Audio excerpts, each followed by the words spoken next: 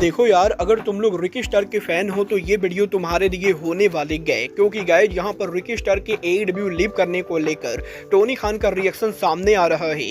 ब्रिट baker के AEW में future को लेकर बैक स्टेज से मेजर अपडेट आ चुकी है। डब्ल्यूडब्ल्यूई और टीएनए के पार्टनरशिप को लेकर टीएनए रेसलिंग से काफी बड़ा स्टेटमेंट आ चुका है। तो गाइज वहीं एईडब्ल्यू का एक बड़ा चैंपियन CMLL पर डेब्यू करने वाला है। तो गाइज चलिए बिना किसी देरी के शुरू करते हैं इस वीडियो को।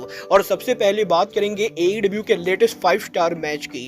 वेल गाइज बात करें अगर यहाँ पर एईडब्ल्यू के 5 स्टार मैच की, तो गाइज ये बात तो हम सभी लोगों को मालूम है, एईडब्ल्यू के अंदर हर साल काफी सारे मैचेस को रेसलिंग ऑब्जर्वर डेव मेल्जर के द्वारा 5 स्टार रेटिंग दी जाती है। और यहीं ऑस्ट्रेलिया में एईडब्ल्यू के recently debut show AEW grand slam के बाद अब ऑस्ट्रेलिया में एईडब्ल्यू के एक मैच को डेव मेल्जर के द्वारा 5 स्टार रेटिंग मिल चुकी है। और ये मैच यहाँ पर और कोई नहीं बल्कि डेव मेल्जर के personal 2 of the favourite wrestler Kenny Omega और विल ऑस्प्रे का मैच है। गाइज यहाँ पर ये बात तो हम सभी लोगों को मालूम है, ऑस्ट्रेलिया में एईडब्ल्यू के ग्रैंड स्लैम के ऊपर हमें यहाँ पर Kenny Omega Will Ospreay versus Don Callis family के बीच में करीबन यहाँ पर 25 मिनट का लंबा टैग मैच देखने को मिला था। और उस मैच को देखने के बाद ही डेव मेल्जर ने सोशल मीडिया पर यह कहा था कि वो मैच 2025 का पॉसिबली यहाँ पर बेस्ट टैग मैच है। और अब यहाँ पर मेल्जर के द्वारा उस मैच को ऑफिशियली 5 स्टार रेटिंग मिल चुकी है। और डेव मेल्जर ने ओमेगा और ऑस्प्रे के टैग मैच को ऑफिशियली यहाँ पर 5 स्टार रेटिंग दी गए। वाला आप यहाँ पर मेल्जर की रेटिंग से एग्री करते हो या नहीं,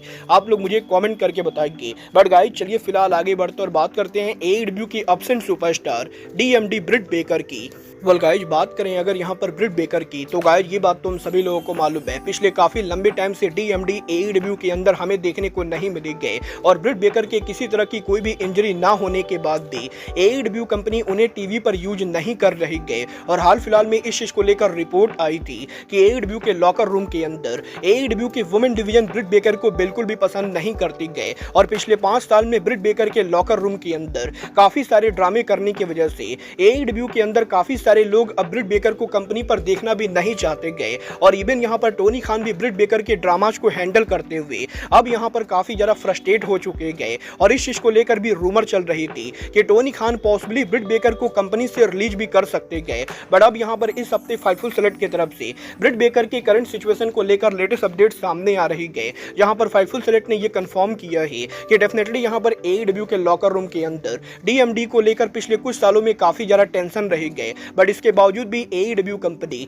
फिलहाल यहाँ पर ब्रिट बेकर को फायर करने का नहीं सोच रही गए। और हाल फिलहाल में एईडब्ल्यू के अंदर ब्रिट बेकर को लेकर बैक स्टेज पर कोई भी बातें नहीं हो रही गए। और ब्रिट बेकर करंटली यहाँ पर रेसलिंग बिजनेस के बाहर उनके दूसरे काम के ऊपर फोकस कर रही गए। बट गाइज यहाँ पर डेफिनेटली फ्यूचर के अंदर टोनी खान DMD को दोबारा टीवी पर वापस लाने वाले गए। वल देखना दिलचस्प होने वाला है कि एईडब्ल्यू कंपनी एग्जैक्टली यहाँ पर ब्रिट बेकर को दोबारा कंपनी पर वापस कब लाती गए। बट गाइज जहां तक बात रही एईडब्ल्यू के रेसलर्स के अब्सेंट होने की, तो गाइज ये बात तो हम सभी लोगों को मालूम है, DMD वो इकलौती रेसलर नहीं गए जो यहाँ पर इंजर्ड ना होने के बाद भी टीवी के ऊपर अपीयर नहीं हो रहे गए। गाइज यहाँ पर ब्रिट बेकर के अलावा एईडब्ल्यू के former TNT champion Jungle Boy Jack Perry भी एईडब्ल्यू के ऊपर हमें लंबे टाइम से देखने को नहीं मिले गए। और अब यहाँ पर लंबे टाइम के बाद पहली बार जैक पेरी को किसी पब्लिक इवेंट के ऊपर देखा गया है।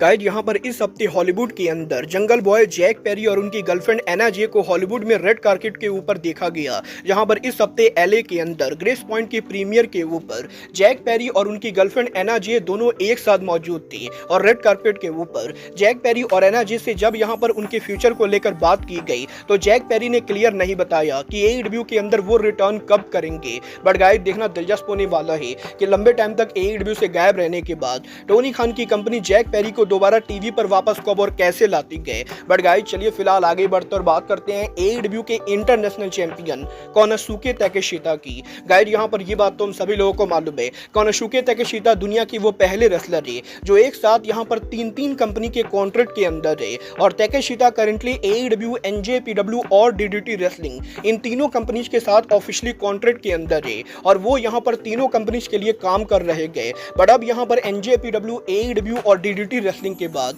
ताकेशिता मैक्सिको की बिगेस्ट रेसलिंग कंपनी CMLL के ऊपर डेब्यू करने वाले गए। गाइस यहाँ पर इस हफ्ते CMLL के द्वारा सोशल मीडिया के ऊपर कोनोसुके ताकेशिता का एक वीडियो क्लिप डाला गया है और CMLL रेसलिंग ऑफिशियली ये अनाउंस कर रहे गए कि बहुत ही जल्द अरीना मैक्सिको के अंदर हमें यहाँ पर AEW के इंटरनेशनल चैंपियन कोनोसुके ताकेशिता का डेब्यू देखने को मिलेगा। और देखना दिलचस्प होने वाला है कि ताकेशिता CMLL पर एग्जैक्टली उनका डेब्यू कब करते गए और ताकेशिता के डेब्यू के ऊपर वो यहाँ पर उनके पहले मैच में किसको फेस करते गए। बट गाइज चलिए फिलहाल आगे बढ़ते और बात करते हैं AEW सुपरस्टार रिकी स्टार्क की। वेल गाइज बात करें अगर यहाँ पर रिकी स्टार्क की तो गाइज ये बात तो हम सभी लोगों को मालूम है, रिकी स्टार्क AEW को लीव कर चुके गए और 2 हफ्तों पहले WWE के NXT के ऊपर रिकी स्टार्क ने ऑफिशियली यहाँ पर WWE के ऊपर उनका डेब्यू किया। और वैसे तो हर कोई ये एक्सपेक्ट कर रहा था कि रिकी स्टार्क यहाँ पर AEW को लीव करते ही WWE को ज्वाइन करेंगे, बट रिकी स्टार्क के AEW से रिलीज होने के मात्र 14 घंटे के बाद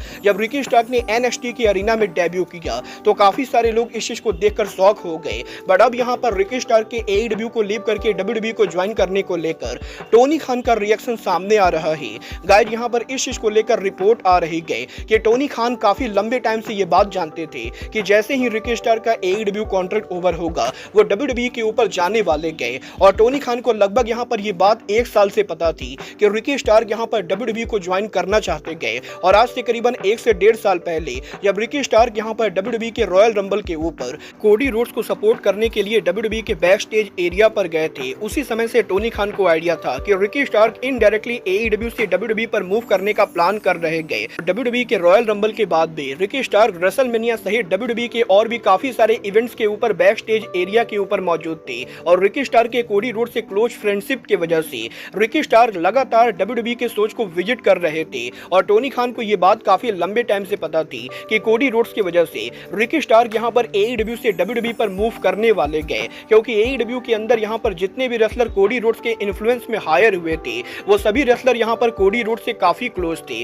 और डेफिनेटली यहाँ पर वो सभी रेसलर कोडी रोड्स के साथ दोबारा काम करना चाहते थे। और टोनी खान को ये बात काफी लंबे टाइम से पता थी कि रिकी स्टार्क यहाँ पर कोडी रोड्स के साथ इन्फ्लुएंस में आकर WWE के ऊपर जाने वाले गए और इसीलिए टोनी खान की कंपनी रिकी स्टार्क को पिछले 1 साल से यूज नहीं कर रही थी। बट अब यहाँ पर फाइनली टोनी खान की कंपनी ने रिकी स्टार्क को रिलीज कर दिया है और रिकी स्टार्क यहाँ पर सच में कोडी रोड्स के साथ अब WWE के ऊपर काम करने वाले गए। वेल देखना दिलचस्प होने वाला है कि AEW के और कौन कौन से रेसलर्स होते गए जो उनके मेंटोर कोडी को फॉलो करके WWE के ऊपर जाते गए। बट गाइस जहां तक बात रही WWE की तो गाइस ये बात तो हम सभी लोगों को मालूम है, इस समय करंटली यहाँ पर USA की 2 of the biggest wrestling company world wrestling entertainment और टोटल नॉन स्टॉप एक्शन एक साथ काम कर रहे गए। और WWE और TNA के न्यू पार्टनरशिप के अनाउंस होने के बाद अब फाइनली ये रिवील हो चुका है कि WWE और TNA की ये पार्टनरशिप कितनी लंबी चलने वाली है। गाइस यहाँ पर इस हफ्ते TNA सुपरस्टार JDC AKA फैंडांगो ने ये कंफर्म कर दिया है कि WWE और TNA के बीच में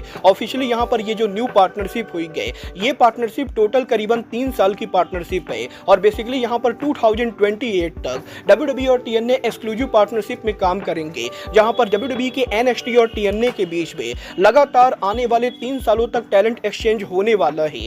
वेल देखना दिलचस्प होने वाला है कि आने वाले 3 सालों के अंदर WWE की वजह से TNA रेसलिंग को क्या कुछ फायदा होता है और TNA रेसलिंग यहाँ पर WWE के कौन कौन से रेसलर्स को अपनी शो पर लाती गए। बट गाइज अब आज के इस वीडियो में बस इतना ही, मैं मिलता हूँ आपसे अपने अगले वीडियो में।